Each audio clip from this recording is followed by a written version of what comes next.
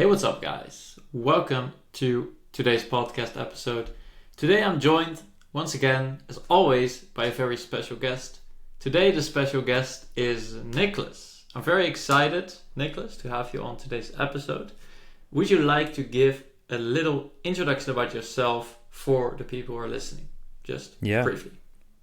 Yeah, thanks for having me. I'm really looking forward to this. We always have such good conversations, so I think this is going to be good. Brief introduction about myself. My name is Niklas, Niklas Wenzel. I would say the official part, or how I spend a lot of my day, is as part of my PhD research. So I'm doing a PhD in educational psychology, and specifically I'm focusing on self-regulated learning. So figuring out how can learners regulate their learning and basically make it more effective, get more out of their engagement with whatever they want to learn. And in that I specifically focus on how to take effective breaks to make your learning more effective. But in general, I think, and that's where we connected over, I'm very interested in just how to live a good life, I think is the simplest way of putting it, and thinking about how can I combine the different lessons that I learn both from my research but also on the internet and from reading whatever I end up reading, and use that to help people in some way. Yeah. Amazing, man. I feel that's probably the topic that we connect on most, is just like passion for learning and continuously developing. And it's funny because I didn't even realize the first thing you mentioned about self-regulated learning. Can you elaborate a little bit more on that maybe? What is self-regulated learning? Yeah. So it's a term,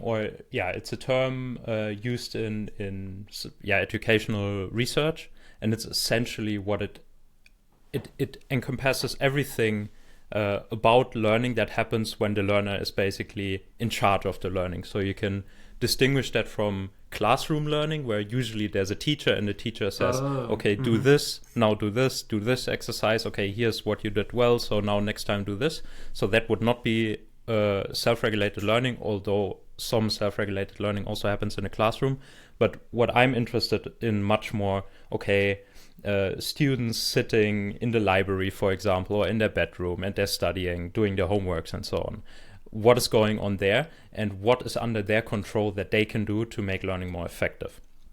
And so self-regulated learning is really just a big umbrella term that captures all of different things that fall under that. And that would then be effective study strategies, for example, but in my case, in my research, also that, how can you actually effectively stop learning to make it more effective in the long run? So taking breaks and so on. How can you, what I'm then also very interested in for myself, how can you regulate yourself while learning and also when not learning, by regulating your state and just being high energy and trying to maintain that basically throughout the day and across longer time periods. Gotcha, man. Yeah, that's definitely something we're probably going to bring up today, is the state, because I believe as well it's huge. It's like, what I've personally experienced is that your thinking and the options you see, the solutions you're able to see to solve problems, it's like sometimes instantly appear if you change your state.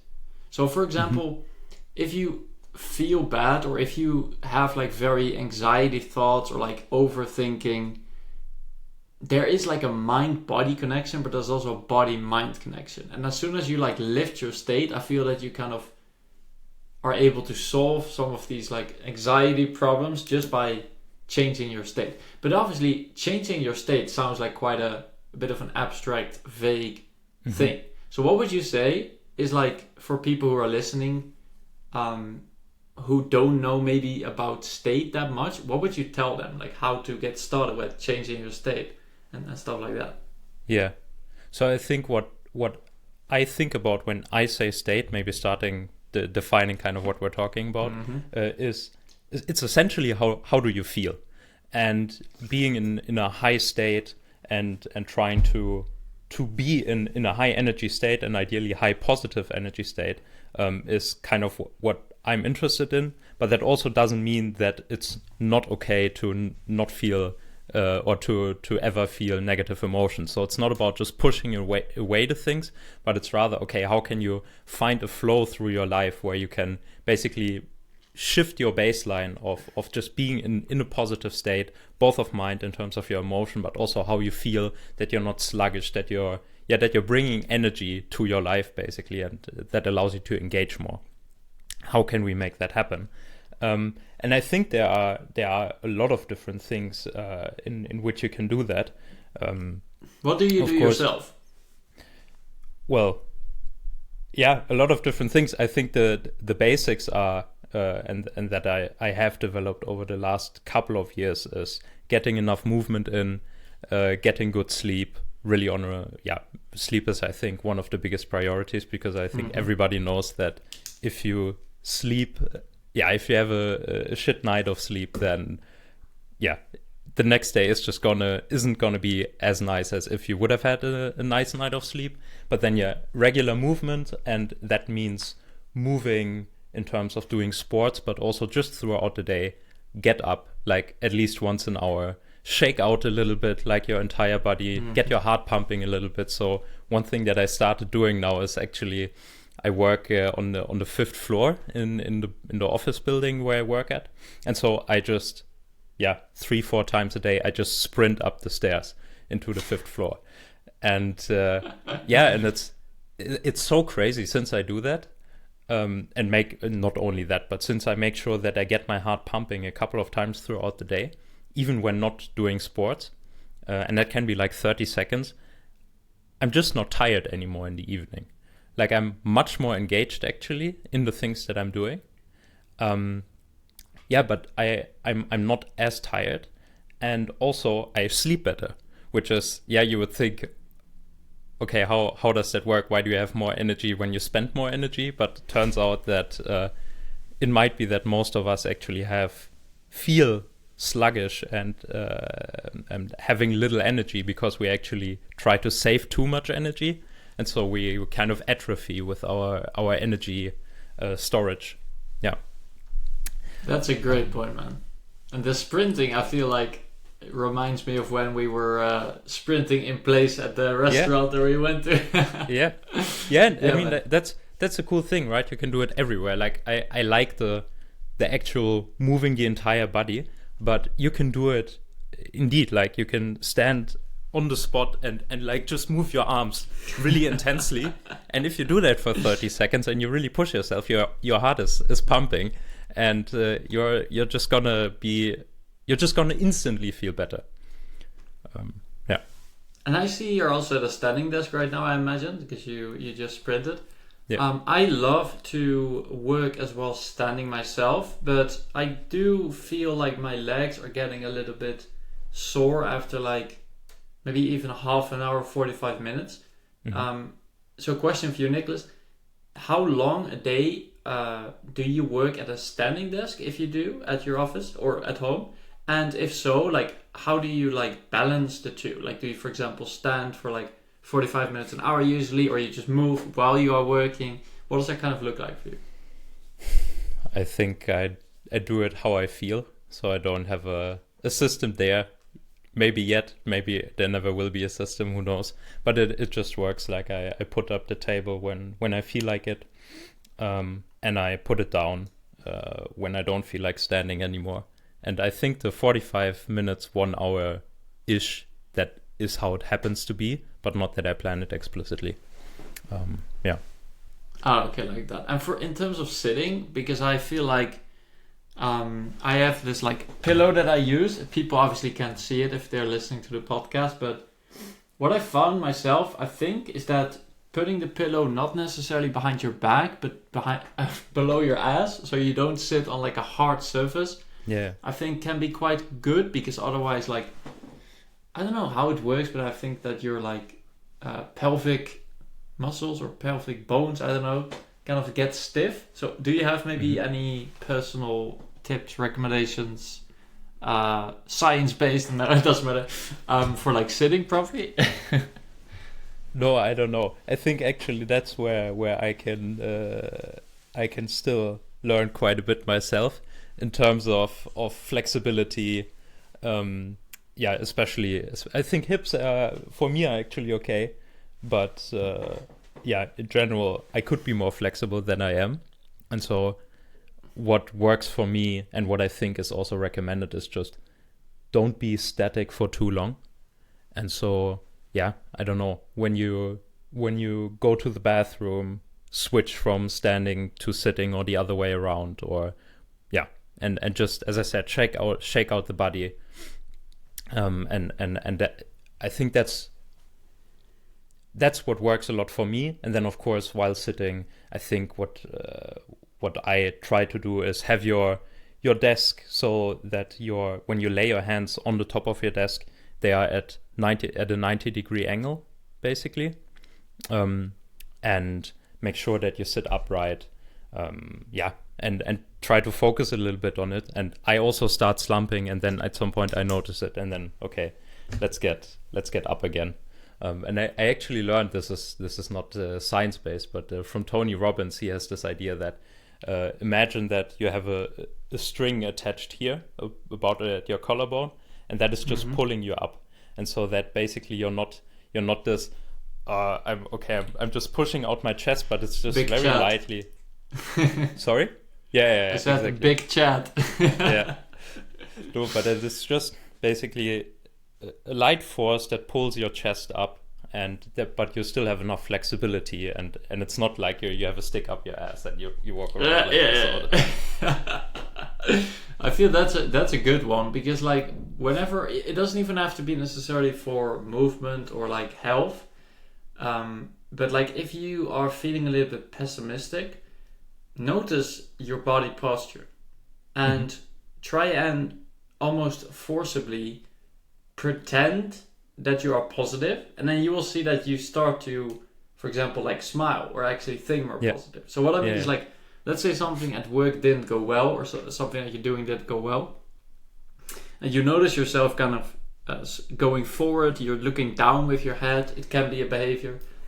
And then if you notice that, just without trying to change the thinking or something, move yourself up, like how do you call it, like put your shoulders back, your chest up, and like head high, and put a smile on your face. And immediately when you do that, it doesn't necessarily, like, how do you call it, like, it doesn't necessarily, it basically just changes your state and your thinking instantly. That's a really good way for people to try it out. Like, use the body to make your mind more positive, is essentially what I'm trying to say. Yeah, it works. It works both ways. And actually, I've recently had an idea that actually connects to something else that I'm quite passionate about, but that has nothing to do with my research, which is basically how we can learn from great stories, because I think we have lost touch with that, and we see stories mostly as entertainment. But there's so much wisdom, especially in stories that have kind of stood the test of time. And in relation to this, to what you just said, I think yesterday or the day before got another connection from Harry Potter, because in Harry Potter they have this Patronus charm, or I'm not sure if it's a charm, but this spell that basically protects from the Dementors, right? And so the Dementors are these like they look like death personified, essentially, and they suck out your soul, and they suck out all your happiness. And so the Patronus is a protective spell against these Dementors that try to suck out all your happiness. And how it's a very difficult spell to cast, and how the wizards do it in this world of Harry Potter is they imagine a very positive moment in their life, basically, that really fills them with happiness. And it's this joy and this happiness that protects against the force that tries to take away the happiness. And basically what you just said is, I think, it's the real world equivalent of casting a Patronus is to be able to step into to take active charge of what your state is in. And so it is very difficult, and I think that's some of the reasons why J.K. Rowling is so made so much money and wrote it, and why Harry Potter is so successful, because there's so much wisdom in there that you get at some level, but maybe not explicitly. But so it is very difficult, but you have this power to do magic basically, and to take charge of your state, at least to some degree, and you can practice it and you can get better at this. And so, for example, with, let's say you feel not as good as you would want it to in a given situation, you can just ask yourself kind of, okay, how would I think, act, and move if I would be in the state that I would like to be in? So how would I think, act, and move if I would would be happy, or if I would be excited? And and like you said, then it's, you go from, I really feel down and I feel so tired, to because I've been sitting at the desk all day. And then you think, okay, but how would it look like if I were full of energy? And how would I think if I were full of energy? And how would I move? And it's like suddenly, okay, chest up again, right? The little string, and maybe a smile on your face, and just a little bit more force behind your movements. It's not the sluggish, but no, you're like a force to be reckoned with, essentially. And that is, to me, that's the equivalent of like casting a Patronus. Like, so it's the bringing out the inner magician, essentially. Yeah. Bro, if you were still writing the emails, I don't know if you still do, but this would be a banger, man. Like, talking about this, because I believe stories are so amazing because they are so creative as well. So when you said the point about like kind of getting wisdom from stories, what I noticed myself is I try to do this from like live, but I also would like to do this with more stories. I know another book or story that you probably take a lot of wisdom from is The Never-Ending Story, right? Yeah. So you have The Never-Ending Story. We have, by the way, the spell was Expecto Patronum, right? I think I remember it. Yeah. Then like the scene is where Harry, I think, brings back a memory of his parents or something, and then the Dementor, the faceless death symbol creature, kind of disappears. It's an amazing movie, man. I really hope that many of these stories and creative masterpieces, to put it like that, continue to arise. Actually, I was checking out some AI platforms recently. One of them is called Open Art, and I noticed that the slogan they used was like inspiring people to create more stories or something. And it basically was like this platform where you can enter like a prompt, so like create this character, and then you can tell stories with the character and make it do like movements. And I was thinking to myself, like, what is kind of the future of these stories? Because like some of these stories were like written by authors by hand, but what do you think about the future of stories? Because I feel you like it as a topic. What do you think about the future of it? Yeah, I wrote, so because you mentioned the emails, I'm not writing them anymore, but they are still online on a blog. But one of them was called "Why We Will Always Need Stories." And so one of the answers is that I think stories won't go away. Because why I wrote this was that some people that I've been talking to think that we actually don't need stories anymore to learn, and we can immediately jump to explicit knowledge, basically rational knowledge. And I think that just can't be true, because as we develop, as new technologies develop, what it means to be a human being changes. And so there are new uncertainties. And these new uncertainties, we first express them through our actions, rather than immediately seeing the pattern and immediately extracting the pattern, basically. And even if you could use an AI, for example, to fast track that process, in order for you to truly understand it, to really embody it, not only to have it in your head, but to really embody it in your life and to know what to do with it. So basically to gain some wisdom from new uncertainties that arise. you need to make it part of your body, and stories are just a much better way of doing that. So for example, Jordan Peterson in his first book called Maps of Meaning, is now I think 25, 26 years old. He basically makes the point that we get to codified explicit knowledge through a process of something is happening, people act different things out, different patterns of behavior, then people start observing that and start ritualizing it in play, actually. And that is first children actually start modeling it during play, but we also pick up on it and we actually turn it into plays, so theater, movies, and so on. And then at some point comes philosophy and religion. So in religion, for example, these stories are then really systematized in a system of beliefs. And then comes philosophy and more scientific knowledge afterwards, basically. But he says we always go through these processes of figuring out new things of what it means to be a human being. And so I think that with AI, first thing is stories will stick around, and we do need them, and we can gain a lot if we know how to engage with stories and how to learn from them. And then on the other hand, I'm very curious to see how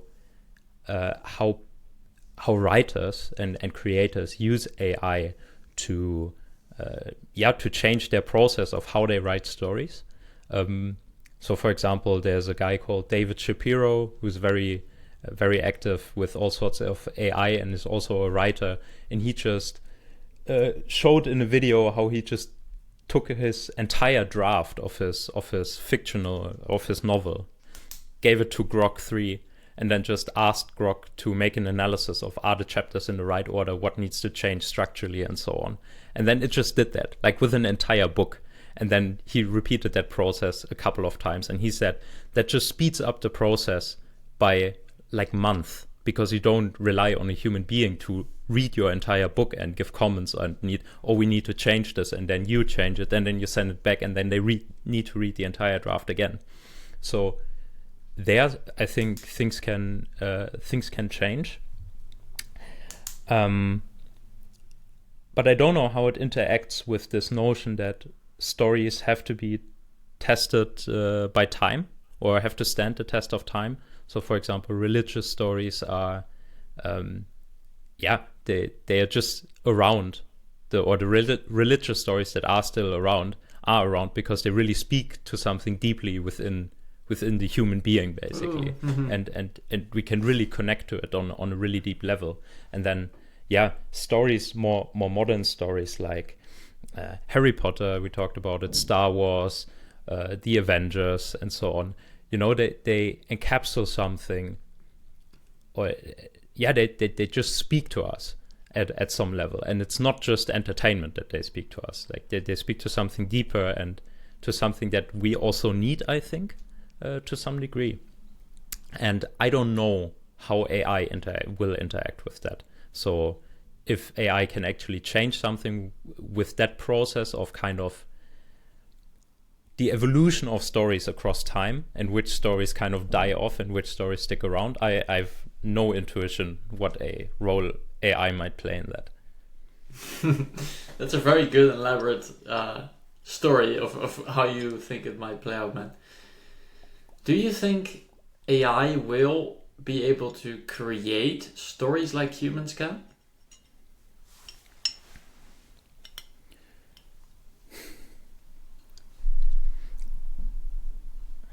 I think the one tricky thing there is, so I don't know, and I think nobody really knows, because then you very quickly go into territory of what does it mean to be conscious and sentient and so on.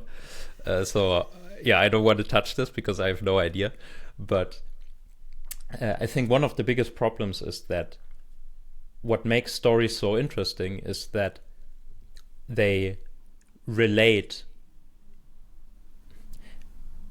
make it easy to model and to tap into what it might mean to be a hero or to be a villain. and to be different characters within a story. And AIs can, of course, extract the patterns of the stories that we're already telling, but the AI itself just almost by cannot, it doesn't have the embodied knowledge of what it means to be a human being. And I think that's actually a huge part of the power of stories and the wisdom that we can gain from them, is that actually you're interacting with fictional characters, but that doesn't mean that they're not real in a sense. So there might be so Jordan Peterson again has this idea of that fictional characters, especially of religious stories, they might actually be more real than what we call real on a day-to-day basis, because they've been so through a kind of evolutionary process, they've been so selected that they perfectly display certain patterns that are just so fundamental to human nature. Do you have an example of this? Well, the hero story would be I think the example. So Joseph Campbell, is a scholar of mythology and or was, he isn't alive anymore, and religious stories, and he mapped out this hero's journey. Basically, it's this the circle of the hero they're different versions. I think the simplest one is kind of 7 steps, but the more complicated ones have more steps. But essentially, it's always the same story of you have the hero who's kind of at home in their known environment. They get a call to adventure. They don't want to take the call. Something bad happens that throws them into the unknown. They have some mentors that they meet on the way and who help them. They go into the abyss, into the darkness, and there's some transformation happening. And then they rise out of this darkness, transformed, and they bring the goodness that they earned or took away from this transformation and bring it back home and share it with the community. And so it's literally like, it's Batman, it's Star Wars, it's Harry Potter, it's all the Marvel movies. It follows this pattern, and there's just something that speaks to us, to the internal hero. Like I think we all have this desire to be the heroes in our own lives, and I think that's such a cool thing actually when you really start to appreciate stories and really engage with them more and more and more. They open up to you and they give you the source of inspiration of what does it mean to be well in the world, and that is what gets me completely excited about stories. I'm not sure if I answered your question, but doesn't matter. Actually, whilst you were talking, I looked up for the people that listen to this or see this. You both can't see it, of course, but you perfectly described like the hero's journey, which was funny to see. Do you believe that this is actually like a real thing? Because I've thought about this hero's journey. I don't know if I necessarily believe that how do you call it, like that this is something that you must go through in order to like reach the state of a hero, if that makes sense. What do you think about that? So I think, I mean, of course it depends on what you mean with a hero. Joseph Campbell said that a hero is someone who has given his life to something other than himself or greater than himself, something like that. And so it's the hero is someone, at least from that framework, who sacrifices his or her own life for some greater good, essentially. And I think in that context, in that definition, the hero's journey is just a description of the steps that just happen when you live heroically. So I'm not sure if it's I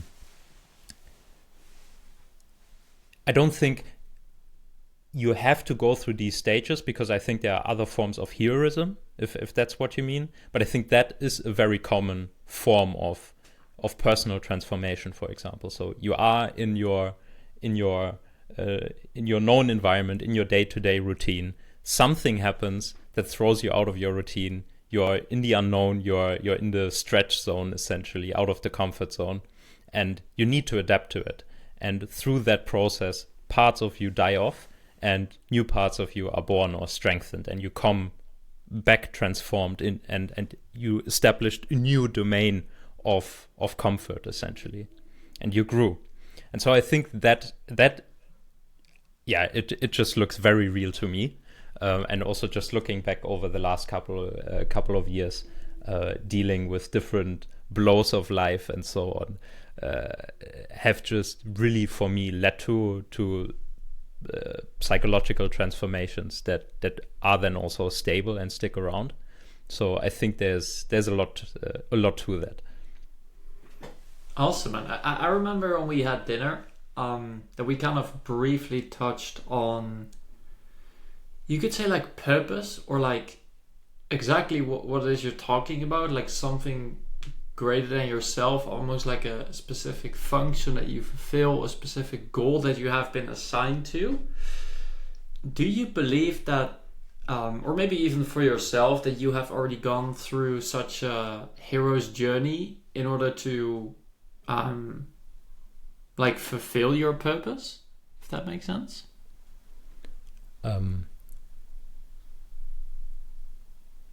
So I don't know what I think about whether there's like one purpose and whether people have like one purpose, or it's probably different purposes. Yeah, sorry to interrupt, but I remember as well we talked about the collective unconscious. Might be interesting to bring up here. Like, can you explain what is the collective, or what do you think the collective unconscious is? Yeah. So it's a concept that was introduced by Carl Jung, who was a psychoanalyst in early 20th century.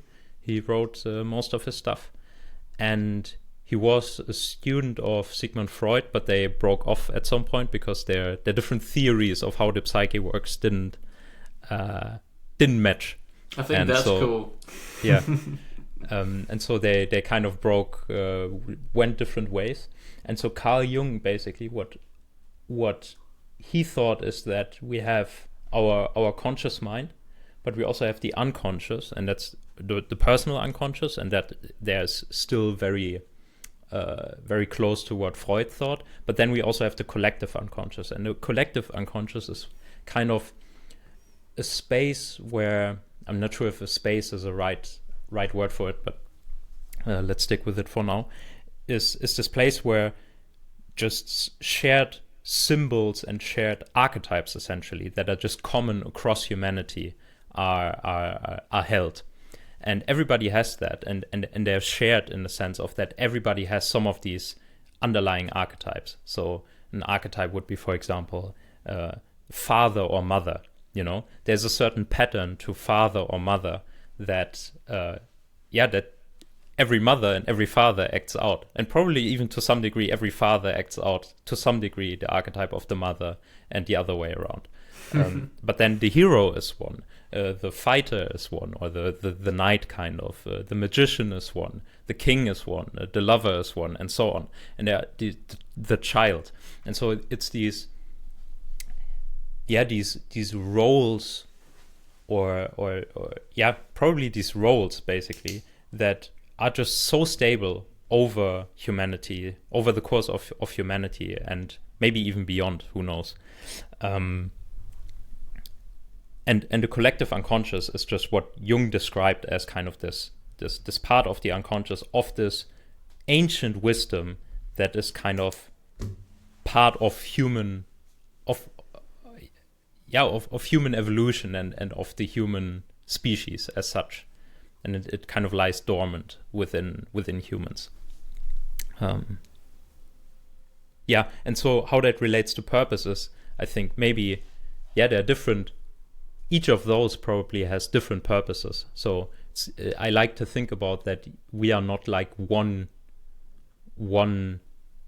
It's not just you within you, but you have all these different sub-personalities, essentially. And that's actually what the psychoanalysts thought, is like, no, you're not just I'm not just Niklas, but I'm Niklas who's hungry, and I'm Niklas who's not hungry, and I'm Niklas who has fun, and who wants to do work, and who wants to help other people, and all of these different things. They're sub-personalities. You can also, from a neuroscientific perspective, think about, okay, there are different brain systems that compete kind of to regulate your behavior. It maps quite nicely on top of each other. But so there are different purposes that people work towards and try to fulfill, I think. And the goal is to integrate them in a harmonious way, so that you're kind of a community within yourself that is, that works together and doesn't fight each other. And I think that's kind of the goal of what everybody kind of tries to do. And when people say, it's like, okay, what does it mean to be a good human being, or just to be well in the world? That's a huge chunk of it, I think. It's not everything, but just creating like this internal harmony is, that's a very big one. Well, man, I love hearing you talk about these things. Honestly, the collective unconscious, I'm not sure if I accept that as like truth myself. But I do think it's interesting when you look at animals, because I saw this video of lately of like this, I don't remember the English translation, but it was like this animal that hangs in the trees and is lazy, you know what I mean? What's the English the word sloth. for it? Yeah, the sloth. They have them in Costa Rica a lot. And this was like a sloth mother that was like bringing back her child like from someone else. And it got me thinking, like, these animals, like, they also must instinctively have these like parent traits. Because I also saw this documentary once about like crocodiles, and this crocodile mother was like gathering whatever food for her babies or alligator babies, and it was like, damn, how do these animals know that they have to like do that? You know what I mean? Like, yeah, because it might seem from a logical human perspective that you have this crocodile or you have this alligator, and they are able to like produce babies, and then they know they have to feed them. It's like, that's crazy. Yeah, but I think that's what I meant when I said maybe it also goes beyond just human nature. It's like we have a shared evolutionary past, right? With at least with chimpanzees, let's say, is kind of the nearest the nearest ancestor of us we share with chimpanzees, and we split off there. Our evolutionary line split off about 7 million years ago. I think 7 million years ago. But if you look at chimpanzees and like a chimpanzee mom carrying around their babies, and you look at the baby, it's like, this is a human baby just with a little bit more fur. Like a human, it's the behavior is so similar, and it's more intuitive. And I think what we are able to do is we are able to describe, this is what a mother, or this is motherly behavior, this is fatherly behavior, or this is the behavior of a child. And we have these concepts that we use to describe patterns that we see. But you know, this is this process of like the animals acted out, we also acted out, and we are not always conscious of, oh, I am now acting as a parent, yet you acting something out that a parent that everybody would label as a parent. And you can do that for a lot of different things. So I think there is this long history of evolution that shaped our behavior, and we're just not conscious of all of it, but it still acts within us and through us, kind of. And stories help us to pick up on that and to learn how to deal with that, and how to make use of that, maybe of the promising parts of it, and try to integrate the not so promising parts, right? The monkey brain, it's just not that helpful in the modern world a lot of times. And so, okay, how can we deal with that? And that's a lot what stories are also about. I feel it's so interesting when you look at animals, bro, because it's like the only thing that I observe is like fundamentally different in animals specifically, not the only thing of course, but specifically what I see is like the lack of doubt. So like The lack you have of what? of like doubt, or like you could say like resistance, because when you look at like a chimpanzee that carries her son, like if she needs to think about like food or like putting up him in the tree, is like instantly the decision is made and the chimpanzee is like carried to the tree, or like the food is eaten. Or like hunting, like even though they of course hesitate, for example, to like for example, imagine like a lion or a tiger that approaches a prey. Even this is kind of like a story in a sense, because we like using this analogy to describe it. But the tiger or the lion is approaching the prey and then is potentially waiting to attack. Even that process of waiting is like, it's almost, I think, a confident type of waiting. So it's not like, oh, should I go now? Should I go now? It's more like, wait, and then attack. It's like instant. The decision is instant. So I feel that is very interesting when you look at the animal kingdom, to see how animals are just so almost, you could say, decisive, if you were to put it in human context, which I think is very beautiful. But another thing which I wanted to bring up, and this is not related to this at all, but I just wanted to bring it up. Sometimes you just have that, guys, you just want to express something. Please. The thing about archetypes, because I spoke about this with another guy, with Jack Moses, on a previous podcast. And I think there's a slight problem which we can address here, or like you could say like a slight insight, and that's that there are potentially these archetypes that we just discussed, like for example the father, maybe the entrepreneur, the person doing work, the friend, the father, blah blah blah. But I feel like a potential inner conflict can arise if you are playing an archetype that's not in alignment with your true self. So for example, if you are an entrepreneur and if you try to pretend that you are this archetype entrepreneur of being like super salesy and like, I don't know, super overly salesy and stuff like this, then if you're not truly like that, you're probably going to notice it's hard, takes energy, it causes resistance. But on the other hand, if you're like a very visionary entrepreneur, a very long-term entrepreneur, you're not so much detail-oriented, but you're more about the big picture, stuff like this.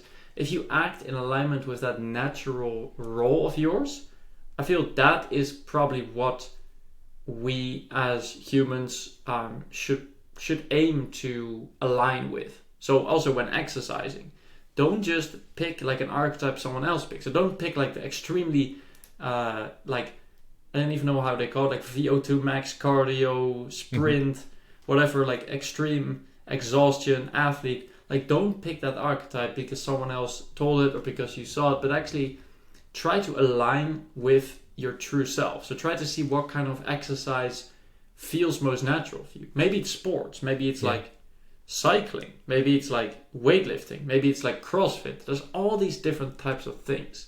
And I think it's very fun to look at what aligns with your true self in terms of these archetypes. Does that sort of resonate with you as well, Niklas? Yeah, it's quite funny because I think I would actually agree, and it's mostly a thing of semantics. Because so what Carl Jung actually thought is that the self is not actually a thing that any human has, or it's more something that we try to approximate. And the self is actually the ideal or the idealized state of having all these subpersonalities, all these archetypes integrated properly in our life and in the context in which we're living historically. And so that means, for example, that kind of the magician archetype would be the closest to the modern day entrepreneur, probably, especially like the technological magician. And indeed, there are then different ways of how do you integrate them so that there's harmony within it and that you're not forcing yourself to act something out that you're not, or maybe an archetype that isn't as active in you. But on the other hand,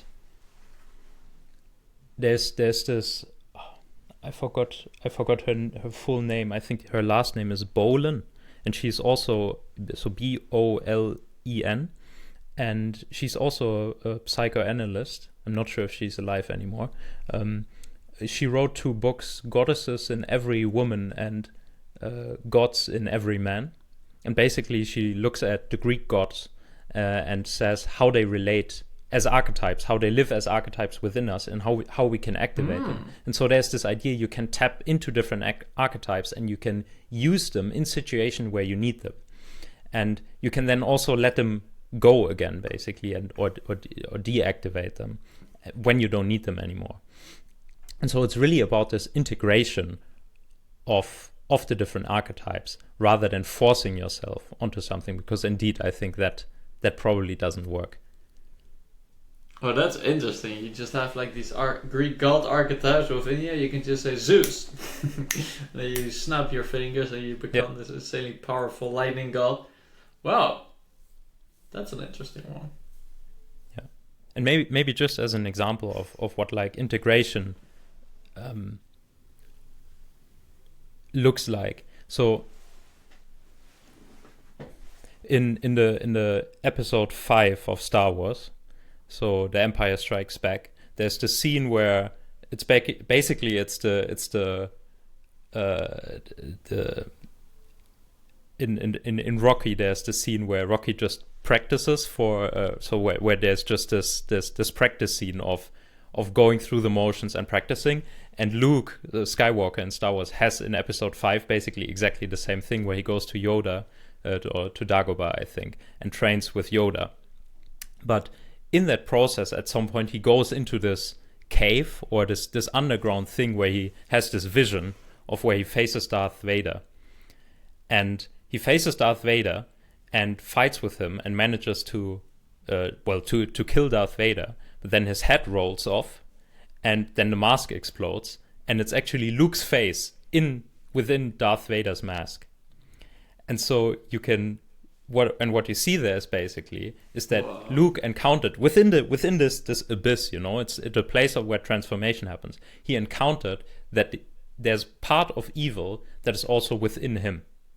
And then later on, he has this temptation to give into it, but he in the 6th movie at the end, when they face off, when Darth Vader and him face off in front of the Emperor, he withstands basically this desire to just kill Darth Vader or kill the Emperor and kind of completely give into this dark side within him, and rather he uses it.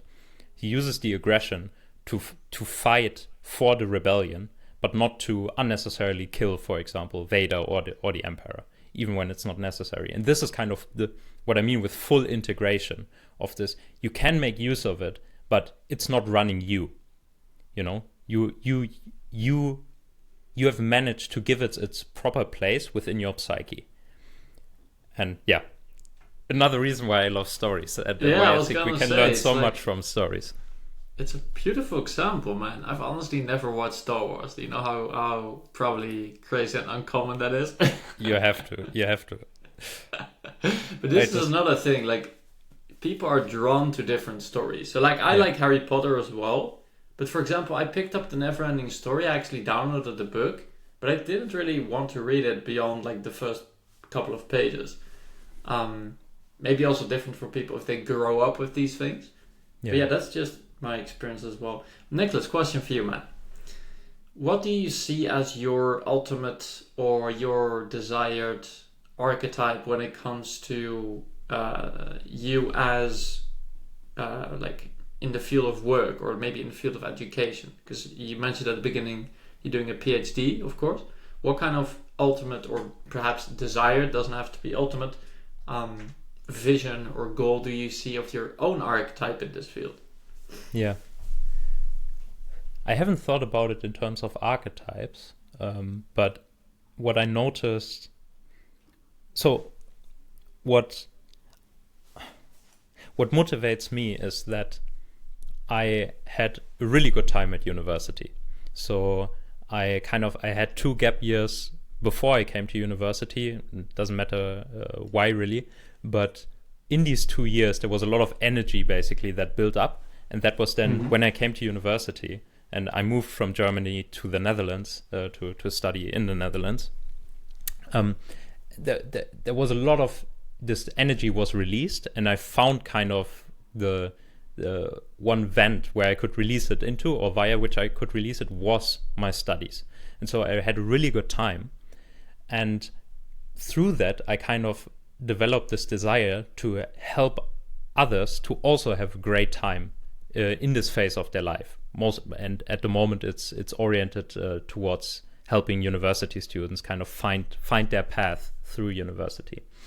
And what I've realized more recently is that actually a lot of the reasons why I had such a good time was that I was lucky to stumble over ideas and just people who really motivated me, and who kind of spoke to something within me, and probably who spoke to the hero within me, to just get my shit together and acting a little bit less dumb and a little bit more like a grown-up.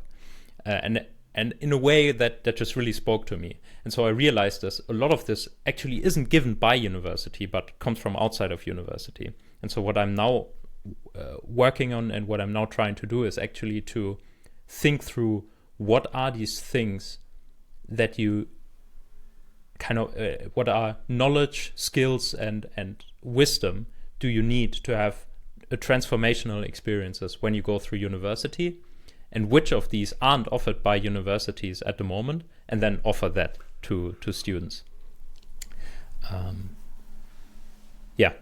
So that's kind of the desire or purpose, or however you want to call it, that is kind of the biggest driver at the moment for me. I love that, man. I love it. And I really noticed as well last time we spoke, as well as right now, that this is something that you truly care about. Even though perhaps people might say, like, or at least I don't know if this is true, but like there's a lot of trend, of course, of people not going to university, and like specific arguments to be made to not go to university. People like Elon Musk saying on interviews, like, if you plan on doing anything other than start a company, like, don't go. Or what did he say? Like, if you want to start a company, he said, like, there's no reason for you to like go to university. A lot of dropouts. I personally haven't gone to university. So what do you think about that? Because there's also this like growing, evolving trend of people moving away from uni. Yeah. I think a huge challenge that universities need to figure out is that basically all the information is accessible instantly, and AI just speeds that up. Mm-hmm. And universities and other people start putting courses in which they know a lot about, or courses about topics, skills, whatever, that they know about. They just put it on the internet, sometimes for free, sometimes paid. And so the chance that you at the university that you're going to will go through the best course that is available on Earth or at all is just zero. Because there will be somebody else, like somebody who's just obsessed with whatever the topic is, who uploaded it somewhere on the internet, and from whom you can learn. And so I think that's something where we're in this in-between phase, where universities need to figure out, okay, how do we deal with this, and what do we actually have to offer? And it's kind of a midlife crisis of universities now. It's like, yeah, what do we do in this new hyper digitalized, hyper connected world? What beneficial role can we still offer? And yeah, there are different approaches to it, but I think it's each university kind of wrestles with that at the moment. And then on the other hand, I think an issue is that you have a specific way of thinking that is that characterizes academia, and that is very good for doing science and for trying to figure out very specific relationships between different variables, but it's just not that helpful to deal with all these other things that everybody's dealing with questions like how can I be well in the world? Like, how can I live a happy life. And I don't mean happy in the shallow sense, but let's say a fulfilled life, where I look back and say like, yeah, this was a life well lived. These sorts of questions. How can I deal with the challenges? How can I deal with the uncertainty that just this super fast paced change in the modern world brings with it? How can we keep up? How can we find our place? The academic lens isn't. It can inform that process, I think, and it can give some nice insights, but it's just missing so much. It's missing all of the embodied thing, because the academic is very much in here, but what we also need is kind of in the heart and in the body, and you need everything for that. Like you cannot live your life according to theory alone, kind of. Mm-hmm. And that's another thing that I think universities need to figure out. How do we bridge this gap between, okay, we are great at thinking abstractly, and that can be very powerful and very helpful. And I mean, science, the way that we can talk about now, the only reason why we can do that is because we are scientifically super powerful and very advanced, right? That we can just talk in real time over the internet without a problem. But you do need to figure out, okay, how do we help people develop into or to become the human beings that they want to be, because there's a huge call for it, especially right now. So these are kind of my two thoughts on that. Yeah, I feel in this regard, university might definitely have a future, like just assistance of people in developing themselves. Because especially in the beginning, like when I look at my own journey, like I have learned from people on the internet as well, because I seeked out this information, because I came across this information. But what if you don't? Like having like an entity or institution, organization like university to assist you in, maybe not even in learning, but maybe assist you in finding what you want to learn, I think can be really beneficial. So in that regard, that's hugely positive. And I also feel like the point you mentioned about like university being specifically focused primarily on the thinking part and not necessarily the heart or the body, I feel that could be huge. I know that you're working a little bit on like helping students with like breaks and something like this. Do you already have some practical, or you could say like things that you've implemented for university students when it comes to something like state? Like, is that something you're already almost pushing to universities to use, or what does that look like? Yes and no. So from the research side, we're still, or let's put it like this. So what we know from research is that taking regular breaks, and that can be short breaks, and moving your body is generally like there's zero downside to it, and there's actually just upside to it. So it's a really no-brainer. The thing is that where we know it from the scientific perspective, we know that works in the workplace, and we know that works in classrooms. But there's very little research on what I'm looking at is, okay, when students are by themselves, what factors are at play there, and what can they do? But to me, and this is now just speculating, but I wouldn't know why it wouldn't be the case.